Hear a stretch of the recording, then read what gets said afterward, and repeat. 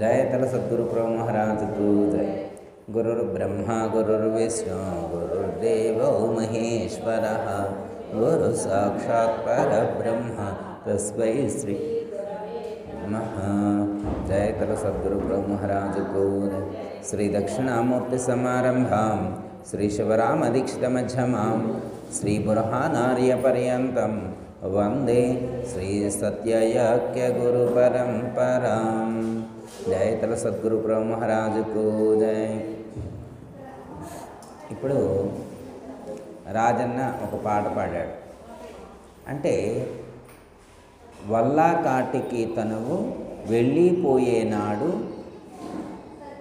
నీ ఇల్లు ఇల్లాలు ఏదిరా, నీ ఇల్లేదిరా, నీ ఇల్లాలేదిరా అని చెప్పి ఒక ప్రశ్న. అంటే ఆధ్యాత్మిక మార్గంలో కొన్ని సత్యాలు మనం జీర్ణించుకోలేము. జ్ఞానం అంటేనే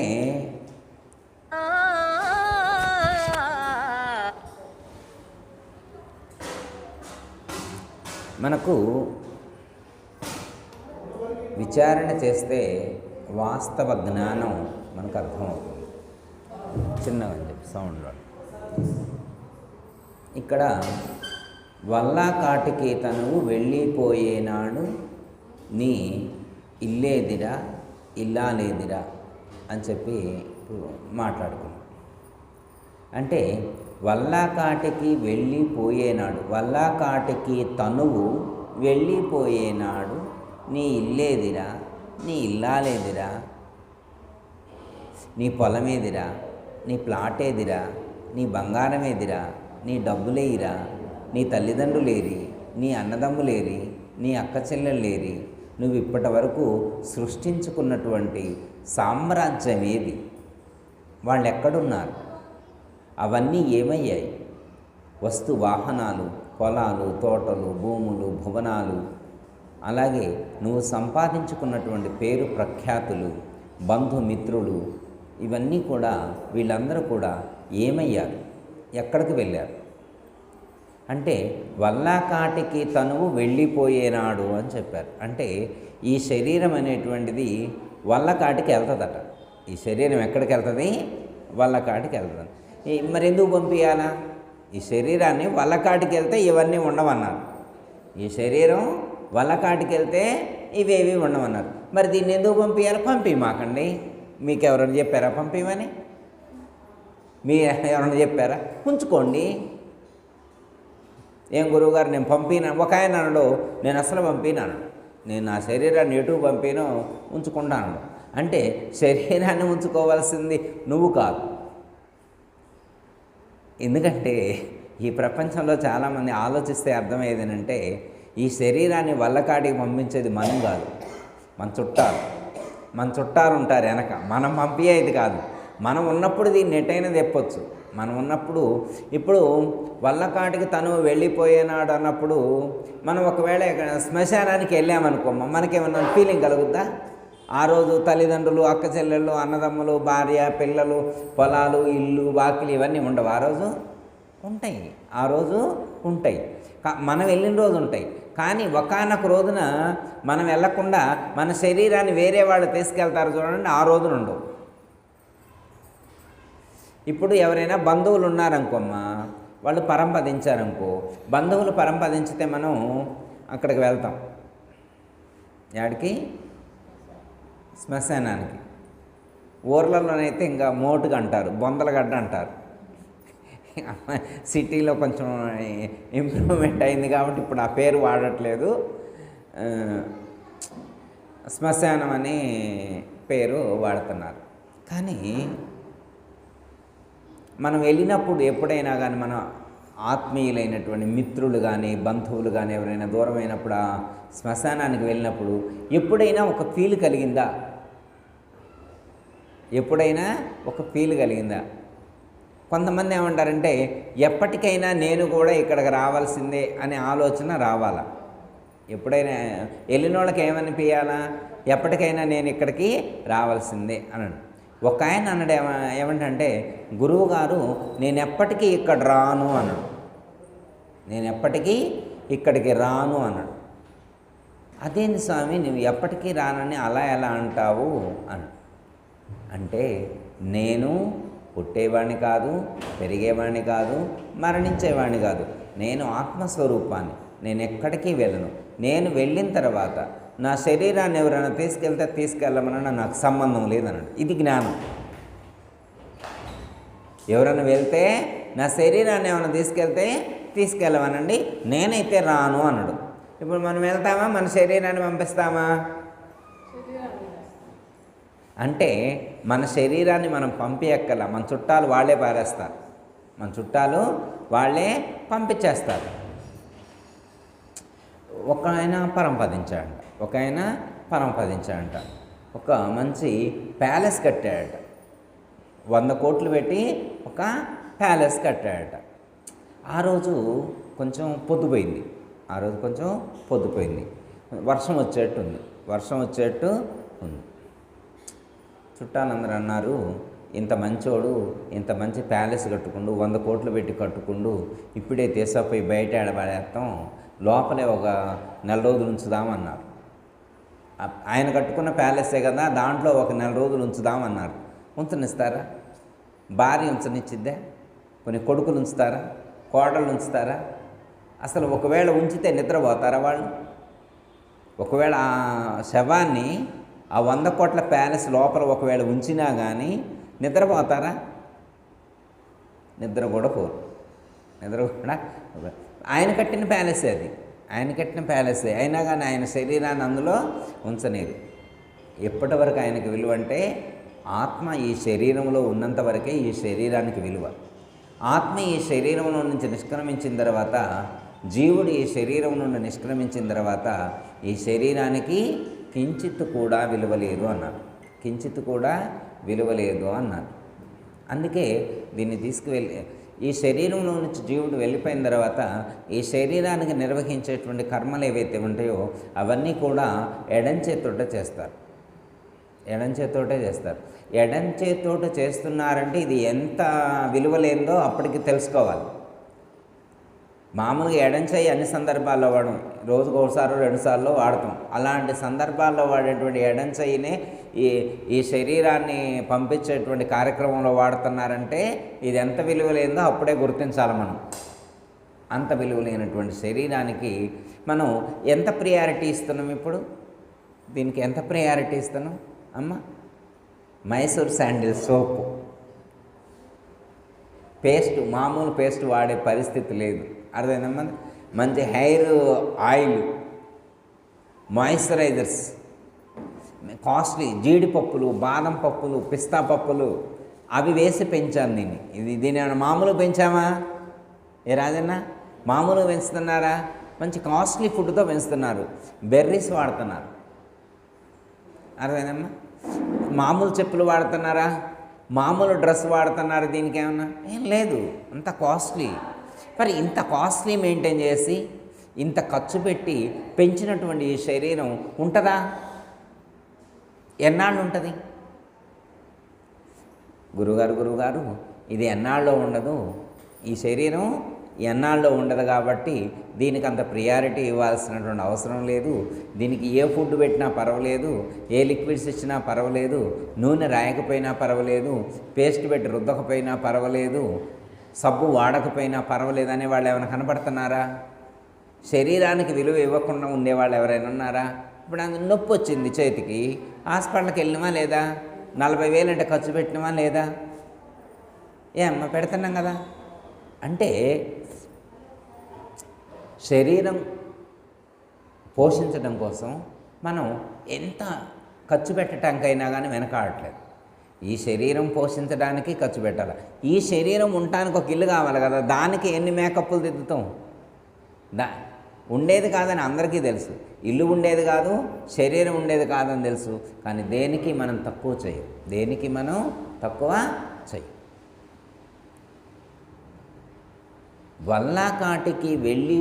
వల్లాకాటికి తనువు వెళ్ళిపోయేనాడు నీ ఇల్లు ఏదిరా, ఇల్లాలు ఏదిరా, నీ బంధుమిత్రులేరిరా. మరి ఏమైనారు వాళ్ళు? వాళ్ళని ఎందుకు విడిచిపెట్టి వెళ్ళవలసి వస్తుంది? మనకేమి సంబంధం?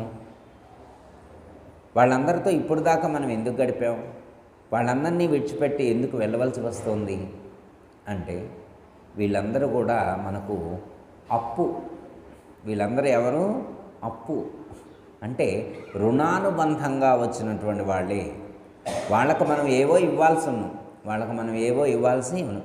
ఈ ప్రపంచంలో ఇవ్వవలసినటువంటివి కొన్ని శబ్దాలు అయి ఉండొచ్చు, కొన్ని స్పర్శలు అయి ఉండొచ్చు, కొన్ని రూపాలు అయి ఉండొచ్చు, కొన్ని రుచులై ఉండొచ్చు, కొన్ని వాసనలు అయి ఉండొచ్చు, కొన్ని పదార్థాలు అయి ఉండొచ్చు, కొన్ని ఆస్తులై ఉండొచ్చు, కొంత నగదు కానీ బంగారం కానీ ఇలాంటివైనా కానీ మనం బాకీ ఉండుండొచ్చు. వాళ్ళ బాకీ తీర్చడం కోసమే మనం ఇక్కడికి వచ్చాం. ఎవరికి ఎంతంత చెల్లించాలో అంత చెల్లించి, ఎవరి దగ్గర వసూలు చేసుకోవాలో వాళ్ళ దగ్గర మనం వసూలు చేసుకొని, మొత్తం అయిపోయిన తర్వాత ఏ శరీరానికి అకౌంట్ ఎంతైతే పరమాత్మ సెటిల్ చేయాలని నిర్ణయించాడో అంతవరకు సెటిల్ చేసుకొని వెళ్ళిపోతాం. జీవితం అంటే జమా ఖర్చులు. జీవితం అంటే ఏంటి? జమా ఖర్చులు. కొన్ని జమలు చేసుకోవాలా, కొన్ని ఖర్చు చేసుకోవాలి. ఖర్చు చేసుకొని జమలు చేసుకొని కొంతకాలం ఉండి వెళ్ళిపోతాం. కొంతకాలం అంటే అకౌంట్ పూర్తయితే, లెక్కలు పూర్తయిపోతే వెళ్ళిపోతాం. అందుకోసమే మనం ఈ లోకంలోకి వచ్చాం.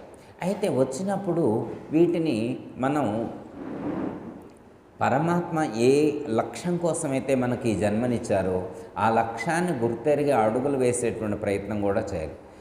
కేవలం కర్మలు అనుభవించడమే కాదు, కర్మలను అనుభవిస్తూ కర్మరహితం చేసుకోవటం కోసం, జన్మరహితం చేసుకోవటం కోసం కృషి చేయాల్సినటువంటి కర్తవ్యం కూడా సాధకుడికి ఉంది. ఆ కర్తవ్యాన్ని నెరవేర్చుకోవటం కోసం దానికి సంబంధించినటువంటి జ్ఞానాన్ని అందించేటువంటి గురువును ఆశ్రయించవలసినటువంటి అవసరం కూడా. ఎవరైతే సద్గురువులను ఆశ్రయించి జన్మ యొక్క లక్ష్యాన్ని, జన్మ యొక్క కర్తవ్యాన్ని గుర్తెరిగి తత్పద్ధతిగా సాధన చేసి ఆ యొక్క జన్మ సార్థకత చేసుకుంటారో వాళ్ళు నిజమైనటువంటి జ్ఞానం, నిజమైనటువంటి యోగులు. ఇప్పుడు ఈ శరీరాన్ని ఎవరికో అప్పచెప్పి పోవాలంటున్నారు. మరి ఇంత మంచిగా తయారు చేసి పెట్టినటువంటి దేవుడికి పడితే వాళ్ళకి ఇచ్చిపోతామమ్మా. సపోజ్ ఉదాహరణకి మనం ఒక ఇల్లు కట్టామనుకోమ్మా, ఇల్లు కడితే రెంట్కి ఇవ్వాలంటే వాళ్ళు రెంట్కి వస్తారనుకోమ్మా. రెంట్కి వచ్చే వాళ్ళకి 96 రూల్స్ చెప్తాం. 96 రూల్స్ నువ్వు రోజు తుడవాలా, వారానికి 2 సార్లు తుడవాలా, ఇంటి ముందు మంచిగా ఊడ్చి నీళ్లు చల్లి ముగ్గేసుకోవాలా, ఇంట్లో మేకులు కొట్టకూడదు. ఎన్ని రూల్స్ చేస్తాం? ఫ్యాన్లన్నీ దుడిపియాలా, వారం దూపం వేయాలా. ఇంత అంటే ఒక ఇల్లు మనం మంచిగా నిర్మించుకున్నప్పుడు ఆ ఇంటిని వేరే వాళ్ళకి రెంట్కి ఇవ్వాలనుకోమ్మా, ఎన్ని రూల్స్ చెబుతాం? చెప్పరా? రెంటల్స్ వాళ్ళు ఎన్ని రూల్స్ చెబుతారు? మంచి రూల్స్ చెప్తారు. ఓకే, మరి మంచిగా నిర్మించుకున్నటువంటి ఇంటిని వేరే వాళ్ళకి అప్పచెబితే అన్ని రూల్స్ మనం చెప్తున్నామే, మరి ఈ శరీరాన్ని కూడా మంచిగానే పెంచుకున్నాం కమ్మా, ఇది కూడా ఒక ఇల్లే అన్నాం కదా, ఈ శరీరం కూడా ఒక ఇల్లే అన్నాం కదా. మరి ఇంత మంచిగా నిర్మించుకొని ఇంత మంచిగా పెంచి పోషించినటువంటి ఇంటిని వేరే ఎవరికో అప్పచెప్పి వెళ్తామా? అప్పచెప్పేప్పుడు ఎన్ని రూల్స్ చెప్పాలా? నేను దీన్ని జీడిపప్పుతో పెంచా, కిస్మిస్ వేసి పెంచా, ఇలాచీ వేసా, బాదం పప్పులు పెట్టా, బ్లూబెర్రీస్ పెట్టా, ఇవన్నీ చెప్పి దీన్ని ఫ్రూట్స్తో పెంచా, కీరా దోసకాయ రసంతో పెంచా, జ్యూసులు తాగా, ఇన్నిటితో పెంచా కాబట్టి నువ్వు దీన్ని జాగ్రత్తగా హ్యాండిల్ చేయాలి. నేను ఈ శరీరాన్ని విడిచిపెట్టి వెళ్ళిపోయిన తర్వాత కూడా దీన్ని మీరు జాగ్రత్తగా హ్యాండిల్ చేయాలి అని చెప్పి మన చుట్టాలకు కానీ ఎవరికైనా చెప్పామనుకోమ్మా, ఏం చేస్తారు వాళ్ళు? మనం వెళ్ళిపోయాం, అందుకే మనం ఇల్లు వేరే వాళ్ళకి అప్పచెప్పి వెళ్ళిపోయాం. మీరు వెళ్ళరా అమ్మా? మీరు వెళ్ళరా? అందరూ నేను వెళ్తా, మీరు వెళ్తారు, అందరం వెళ్ళేవాళ్ళమే. అందరం ఎంత మంచిగా పెంచినా వెళ్ళేవాళ్ళమే కదా. ఇప్పుడు మరి ఇంత జీడిపప్పులు పోసి పెంచి ఇంత కాస్ట్లీగా ఏసీలో బయటకు వస్తున్నాం. ఎండాకాలం అయితే ఏసీ నుంచి బయటకు వచ్చే పనే లేదుగా. ఆశ్రమంలో పూజ అంటే రానంట. ఏనాయనంటే ఏసీ లేకపోతే ఉండాలి. ఆశ్రమంలో ఏసీ లేదు. హరిబాబు ఇప్పుడు ఏసీ పెట్టిస్తానంటే ఇంకా పెట్టలేదు. ఈ పెట్టించినప్పుడు మేము ఆశ్రమానికి వస్తామని అంటే హరిబాబు ఏసీ పెట్టితే ఆశ్రమానికి వస్తాం, లేకపోతే రాము. అదేందమ్మా, ఆశ్రమంలో ఎందుకు ఎండొస్తే గురువుగారు వాళ్ళు గట్టిగా కూలింగ్ ఫ్యాన్ కూడా పెట్టట్లా. ఏం పోతామమ్మా. వర్షం వస్తే ఆశ్రమానికి రాం, చలికాలం అయితే ఆశ్రమానికి రాం, ఎండాకాలం ఆశ్రమానికి రాం. ఏ కాలం వస్తాం? మనం వచ్చే ఏదో ఒకనాడు పోయే కాలం వచ్చిందిగా. ఈ శరీరాన్ని విడిచిపెట్టి పోయే కాలం అనేది ఒకటి ఉంటుందిగా అమ్మ. పోయే కాలం ఉండదా? ఈ శరీరాన్ని విడిచిపెట్టి పోయే టైం ఒకటి ఉంటుంది కదా, లాస్ట్ టైము. మరి అప్పుడు ఇంత సుకుమారంగా ఇంత గొప్పగా పెంచినటువంటి ఈ శరీరాన్ని మరి ఎవరికి అప్పచెప్పి వెళ్తావు? మరి మనం అప్పచెప్తే వాళ్ళు మంచిగా చూసుకోవాలా వద్దా? మంచిగా చూసుకోవాలా వద్దా అయ్యా? ఆయన ఇందులో ఉన్న ఆయన వెళ్ళిపోయిన తర్వాత కొడుకులకి బిడ్డలకు అప్పచెప్పిపోతే రోజు వాళ్ళు స్నానం చేయించి పౌడర్లు వేయించి జీడిపప్పు జోసులు పెట్టి పెంచుతానని అనుకుంటున్నాడు. రాజని అట్లా పెంచాలంటున్నాడు. పెంచుతారా దాన్ని? పోనీ పెంచితే మాత్రం అది ఉంటుందా? అలా ఉంచడం, ఆ టెక్నిక్ మనకేమైనా తెలుసా?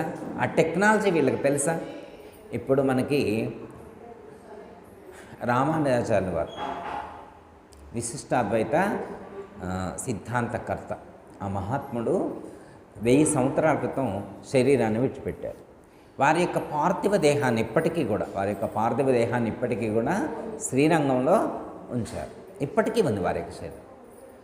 మరి రష్యాలోనైతే లెనిన్ యొక్క పార్థివ దేహం ఇప్పటి వరకు ఉంచారని చెప్తారు.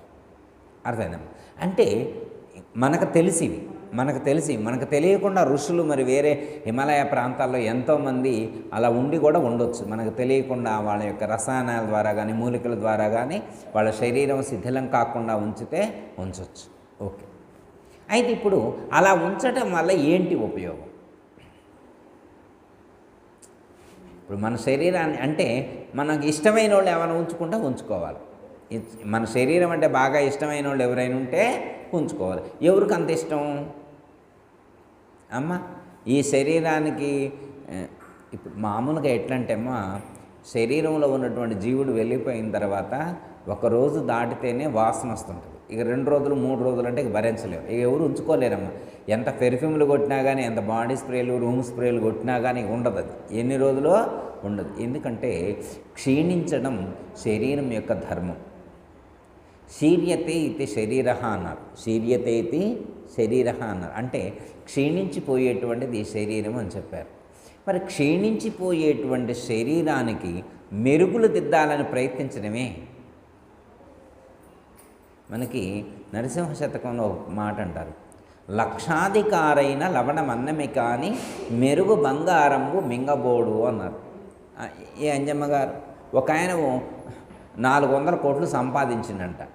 ఇప్పుడు 400 కోట్లు సంపాదించితే మాత్రం ఏమండి ఆయన అన్నం తిండో, ఒక పూట వజ్రాలు తింటాడో, ఒకరోజు వైడూర్యాలు తింటాడో, ఒకరోజు కెంపులు తింటాడో, ఒకరోజు ముత్యాలు తింటాడనని చెప్పుకోవద్దయిద్దా?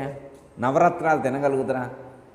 లవణం అన్నమే కానీ అంటే ఉప్పు కారంతో ఉన్నటువంటి ఆహార పదార్థాలను సేవించవలసిందే తప్ప రాళ్ళు రత్నాలు వజ్ర వైఢూర్యాలు తిని జీవించేటువంటి అవకాశాలు లేవు.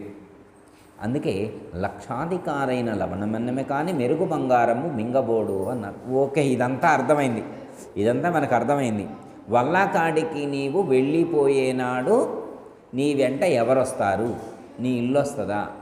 ఇల్లాలు వస్తుందా? నీ వెంట ఎవరు వస్తారో వాళ్ళకి కదా నువ్వు విలువ ఇవ్వాల్సింది. మన వెంట ఎవరు వస్తారో వాళ్ళకి కదా మనం ఇవ్వాల్సింది. ఇప్పుడు మన వెంట ఎవరు వస్తారో మనం గుర్తిస్తే దానికి ప్రాధాన్యత ఇద్దాం. మరి మన వెంట ఎవరు రానని తెలిసినప్పుడు వాళ్ళ కోసం ఎందుకు నువ్వు ఆరాటపడతావు? అర్ధా గృహీని వర్తంతే శ్మశానే మిత్ర బాంధవ సుకృతం దుష్కృతం చైవ గచ్చంతి మనగచ్చతి అని చెప్పారు. ఎక్కడ? నీతి శాస్త్రంలో చెప్పారు. మనకి శాస్త్రాలు చాలా ఉన్నాయి, అందులో నీతి శాస్త్రం అనేటువంటిది ఒకటి. దాంట్లో అలా చెప్పారు. అర్ధా గృహేని వర్తంతే శ్మశానే మిత్రబాంధవ సుకృతం దుష్కృతం చైవ గచ్చంతి మనుగచ్చతి అని చెప్పారు. అర్ధ గృహే నివర్తంతే అంటే మనం సంపాదించినటువంటి ధనం బీరువాలోనే ఉంటుందంట. మనం పోయేప్పుడు ఒకసారి హాయ్ చెప్పడానికి కూడా గుమ్మం దాటి రాదు, హాయ్ అని కూడా చెప్పదన్న. మనం సంపాదించినటువంటి బంగారం 72 సంవత్సరాలు కష్టపడి సంపాదించినటువంటి 3 కేజీల బంగారం కానీ 32 లక్షల నగదు కానీ బయటికి రావట్లేదు హాయ్ చెప్పడానికి. భార్య గుమ్మం దాకొచ్చి బాయ్ టీ యూ అని చెప్పి భార్య చెప్పింది. ఇక బంధువులు మిత్రులు ఉంటారు కమ్మా, వాళ్ళు మరి శరీరాన్ని బయటపడేయడం కోసం శ్మశానం దాకా మోసుకొని వస్తారు. ఇవాళ రేపు మోసేవాళ్ళు కూడా కరువైతున్నారు, కొంతమంది పరమపదించితే వేరే దేశాల్లో ఉంటే రావటానికి కూడా అవకాశాలు లేవు. వాళ్ళకి వీసా ప్రేమ ఉండొచ్చు, తల్లిదండ్రుల మీద ప్రేమ ఉండొచ్చమ్మ, ఉన్నా కానీ అవకాశాలు లేక రాలేని పరిస్థితిలో కూడా ఉన్నారు. బంధువులు మిత్రులు ఒకవేళ వచ్చినా కానీ ఎంతవరకు వస్తారు? అంజమ్మ గారు ఏడదాకా వస్తారు? ఆడిదాకా వస్తారు, శ్మశానం దాకా వస్తారు. ఇక అది అయిపోయింది. పోనీ వచ్చిన తర్వాత మనం ఆడుంటే ఎంతమంది మన కోసం ఉంటారు? ఎంతసేపు ఉంటారంటే కపాలం పగలాలట. వీళ్ళు నిప్పంటిస్తే కపాలం పగలాల, అంతేనా? రాజన్నకు బాగా తెలుసు ఇవన్నీ. కపాలం పగలాలి, అది పగిలితే ఇక మళ్ళీ రాడు. అది పగిలితే మళ్ళీ అందులో పోవేది కాదు. ఎందుకంటే ఆయన రోజు ఉండే కపాలం అంటే ఇదే కమ్మా, కపాలం అంటే ఇదే సరిసే కదా, ఇక్కడే కదా మనం ఉండేది, ఎవరైనా ఉండేది ఇక్కడే కదా. మనం అందరం ఏడుంటాం, ఇప్పుడు ఈ శరీరంలో ఇప్పుడు ఏడుంటాం, కపాలంలో ఉంటాం. అది పగిలితే ఇంక మనం ఉండేది కాదు కాబట్టి అది పగిలిన దాకా ఉండొస్తారు చుట్టాలందరూ. ఉండేది ఇక్కడే కాబట్టి అమ్మ ఇకపోయింది ఇక రాడు వాడు. ఎందుకంటే వాడు ఉండే ప్లేస్ని మనం పగలగొట్టొచ్చును, వాడు ఉండే ప్లేస్ని మనం పగిలిన దాకా ఉండి వచ్చినాం కాబట్టి ఇక వాడు రాడు చెప్పేస్తా. అందుకే ఇక అందరు వెళ్ళిపోయిన తర్వాత ఆయనకు ఒక్కటే దిక్కు. అందరు వెళ్ళిపోయిన తర్వాత ఆ యొక్క శ్మశానంలో ఉండి భక్తులందరినీ దగ్గరకు తీసుకొని ధైర్యం చెప్పి, నువ్వు ఆ ధైర్యపడద్దు, నీ బంధువులు దూరం అయ్యారని కానీ, మిత్రులు దూరం అయ్యారని కానీ, ఆస్తిపాస్తులు దూరం అయ్యాయి, నువ్వేమీ భయపడొద్దు, నీకోసం నేనున్నాను అని చెప్పి మనల్ని అందరినీ కూడా రక్షించటం కోసం, లేదా ధైర్యం ఇవ్వటం కోసం పరమశివుడు అక్కడ ఉంటాడట. ఎవరుంటారు? పరమశివుడు అక్కడ ఉంటాడు. అంటే ఇది భక్తి మార్గంలో, కర్మ మార్గంలో ఇలా చెప్తారు. పరమశివుడు అక్కడ ఉంటాడు, జీవులకు ధైర్యం చెప్పి మళ్ళా నీకేం పర్వాలేదని చెప్పడానికి. ఓకే, సరే, ఆయన ఉంటాడనే నమ్మకం ఉంటే అది వేరే విషయం. సరే, ఇంకా అది అయిపోయింది. సరే, జీవుడు కొంతకాలం అక్కడ ఉన్నాము. ఇక అక్కడి నుంచి ఇప్పుడు ప్రయాణం కొనసాగించాలిగా. ఇప్పుడు ఎన్నాళ్ళని ఉంటాం? అర్థం. ఇప్పుడు ఇంట్లో నుంచి మనం బయలుదేరి వచ్చినాం, ఇల్లు లేదనుకో అమ్మ, మనకి ఇంట్లో నుంచి బయటకు వచ్చినాం, ఇల్లు లేదు. ఎందుకంటే ఉన్న ఇల్లును వాళ్ళు కాల్చారు. ఇప్పుడు దాకా మనం ఉన్నటువంటి నిన్ను చుట్టాలు కాల్చారు, ఇల్లు లేనివాళ్ళు. ఇప్పుడు మనం ఎట్లాంటి వాళ్ళం? ఇల్లు లేనివాళ్ళం. ఇప్పుడు మనం ఏమవుతాం? ఇల్లు లేనివాళ్ళం. ఇప్పుడు యాడికి పోవాలి మరి? ఈ జ్ఞానం ముందే ఉండొద్దు మనకి. ఏదో ఒకనాడు మన ఇల్లు పోయినాడు మనం యాడికి పోవాలనేటువంటి ఆలోచన ఉంటే దానికోసం ప్రయత్నం చేయొచ్చు. మరి అంత ఆలోచించి ఖాళీ ఎవరికి ఉంది? ఈ ఇల్లు అంటే శరీరం అనేటువంటి ఇల్లు ఎప్పుడో ఒకసారి కాలిపోయింది. అది కాలిపోయిన తర్వాత ఇల్లు లేనివాళ్ళం అవుతాం మనం. ఆ ఇల్లు అంటే ఉండొచ్చు, సిమెంట్తో కట్టింది. మరి ఇల్లు ఉంటుందా? ఇది ఉండదు. మరి పోయింది కదా, వాడు ఊకుంటాడా? చుట్టం కాలవకుండా ఉంటాడా? కాల్చుద్దు. చుట్టం కాలవపైన పోని కొంతమంది భూమిలో సమాధి చేసినా కానీ అట్లయినా కానీ పంచభూతాల్లో లయమైపోయింది. కాలక్రమేణా ఈ పంచభూతాల్లో ఈ శరీరం లయమైపోయింది. మరి అప్పుడు ఇల్లు లేదు కదా, ఇప్పుడు యాడికి పోవాలా? ఏదో ఒకనాడు నీ ఇల్లు కూలిపోయేనాడు నువ్వెక్కడికి పోవాలో ఇల్లు విడిచిపెట్టకముందే తెలుసుకోవాలి. మనం ఇల్లు విడిచిపెడితే యాడికి పోవాలో, నీ గతి ఏంటో, నీ దిక్కేంటో నువ్వు ముందే నిర్ణయించుకోనుండి అటువైపు అడుగులు వేయాలి. మనం పాట పాడదాం. ఇల్లు అంటావు, నీ ఇల్లు ఎక్కడే మనస, అల్లంత దూరాన వల్లకాటిలోన నీళ్లు ఉన్నదే మనసు. అంటే మన ఇల్లు దేశపై ఆడ పడేస్తారు. ఈ ఇల్లు ఎప్పటికైనా యాడికి చేరాలా? కాటికి చేరాల్సిందే. నువ్వు ఎంత కాస్ట్లీగా పెంచిన ఇది ఆడికి చేరాల్సిందే. అమ్మయ్య ఇప్పుడు అయిపోయింది, దాన్ని పడేస్తారు ఎవరో ఒకళ్ళు. అర్థమైందమ్మ? ఎవరికి నచ్చకపోతే అక్కడ ఉన్నా కానీ ఉంచరమ్మ. మున్సిపాలిటీ వాళ్ళైనా వచ్చి దేశపోతారు. పెద్ద ఇబ్బంది పడాల్సినటువంటి అవసరం లేదు. దీనికోసం మనం ఏం ఇబ్బంది పడక్కల్లా. దీన్ని మన చుట్టాలు పట్టించుకోకపోయినా మున్సిపాలిటీ వాళ్ళైతే వదిలిపెట్టరమ్మ. వాళ్ళైనా దేశపోయి పడేస్తారు, ఏడవుతాడు పడేస్తారు. ఏం ఇబ్బంది ఏం లేదు. ఎట్లా పోతే పోయేది ఎట్టయినా పోయేది. అయితే కథ ఏంటంటే ఇప్పుడు దాకా ఇందులో ఉన్నటువంటి నీ గతి ఏంటి, నీ దిక్కేంటి, నువ్వేం చేయాలి, నీ కర్తవ్యం ఏంటి, అసలు నువ్వు యాడ్ నుంచి వచ్చిన వీడికి యాడ్ నుంచి ఏడకొచ్చిన మరి ఇప్పుడు నీ ప్రయాణం ఎటు, నీ గమ్యం ఎటు, నీ లక్ష్యం ఎటు, అది కదా తెలియాల్సింది. నీతి శాస్త్రంలో ఏమని చెప్తున్నానంటే సుకృతం దుష్కృతం చైవ గచ్చంతి మనుగచ్చతి. నీవు వెళ్ళటానికి 2 సూచనలు చేశారు. ఒకటి, నీవు చేసుకున్నటువంటి పుణ్యకర్మ సుకృతం, దుష్కృతం అంటే చెడ్డ కర్మ పాపకర్మ. పుణ్యకర్మ పాపకర్మ, నువ్వు చేసినటువంటి మంచి చెడ్డలు ఏవైతే ఉన్నాయో, పాపపుణ్యాలు ఏవైతే ఉన్నాయో అవి నీ యొక్క దిశను నిర్దేశిస్తాయి. నీ యొక్క దిశను నిర్దేశించేటువంటివి ఏంటి? నీవు చేసినటువంటి పాపపుణ్యాలే. ఓకే, అంటే ఇప్పుడు పాపం చేస్తే ఏమవుతుంది? దుఃఖ కారణమైనటువంటి లేకపోతే హీన జన్మను పొందుతాడు. దుఃఖాన్ని అనుభవించేటువంటి హీన జన్మను పొందుతాడు పాపం చేస్తే. పుణ్యం చేస్తే సుఖాలు పొందేటువంటి మంచి శరీరాన్ని ధరిస్తాడు. ఓకే, అంటే ఈ శరీరంలో ఉండగానే మనం దుష్కర్మలు చేయకుండా సత్కర్మానుష్ఠానాన్ని చేసినట్లయితే మళ్ళీ ఇలాంటి మంచి జన్మను మంచి శరీరాన్ని ధరించేటువంటి అవకాశం మనకి వస్తుంది. అందులో ఏమాత్రం కూడా సందేహం లేదు. ఇది మనకు శాస్త్రంలో చెప్పారు. నాయన నువ్వు వెళ్ళాక మంచి మార్గం దొరకాలంటే శరీరంలో ఉన్నప్పుడే సత్కర్మలు చేయి. శరీరంలో ఉన్నప్పుడే సత్కర్మానుష్ఠానాన్ని చేసినట్లయితే ఇంకొక మంచి శరీరాన్ని, ఇలాంటి శరీరాన్ని నువ్వు పొందేటువంటి అవకాశం ఉంటుంది అని చెప్పారు. ఇంకా ఏమని చెప్పారంటే సత్కర్మానుష్ఠానంతో పాటు యోగులను ఆశ్రయించి, సద్గురువులను ఆశ్రయించి సన్మార్గంలో ప్రయాణం చేసినట్లయితే, యోగ మార్గంలో అడుగులు వేసినట్లయితే, మంత్ర అనుష్ఠానం చేసినట్లయితే, ప్రాణాయామాది సాధనలు చేసినట్లయితే నీకు కొంతకాలం సాధన చేసిన తర్వాత ఆత్మజ్ఞానం దృఢపడుతుంది. ఏమవుతుంది? ఆత్మజ్ఞానం దృఢపడుతుంది. ఏ సాధకుడికైతే ఆత్మజ్ఞానం దృఢపడుతుందో వాళ్లకు సమస్త కర్మలు భస్మీభూతమవుతాయి.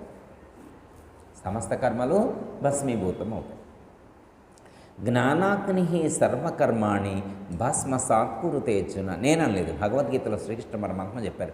ఇప్పుడు మనమేం చేయాలి? అట్టి ఆత్మజ్ఞానాన్ని పొంది మన యొక్క సమస్త కర్మలను దగ్ధం చేసుకునేటువంటి ప్రయత్నం మనం చేయాలి. అలా చేసినప్పుడు మనం ఈ శరీరాన్ని ధరించినందుకు ఒక అర్థం, ఓ సార్థకత అనేటువంటిది చేకూరుతుంది. లేకపోతే వ్యర్థమవుతుంది. అందుకే మనం శరీరాన్ని విడిచిపెట్టి వెళ్ళేలోగా మనం ఏం చేయాలి అనేటువంటి దాన్ని ఈ తత్వం ద్వారా మనకు గుర్తు చేసినట్లయింది. ఏమని చెప్తున్నారు?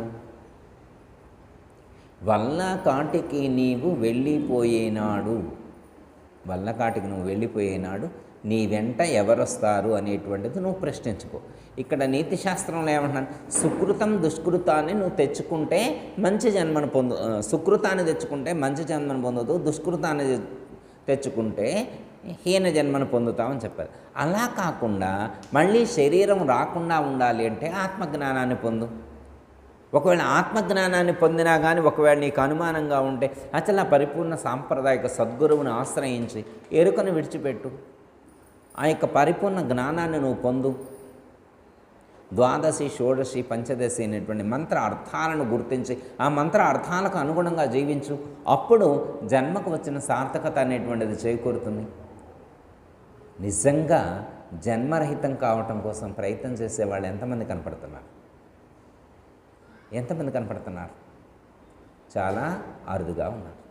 అందరికీ తెలుసు శరీరం క్షణక్షణం క్షీణించబడుతుందని తెలుసు. తెలియట్లేదా? ఇప్పుడు నాకు 54 సంవత్సరాలు వచ్చినాయి.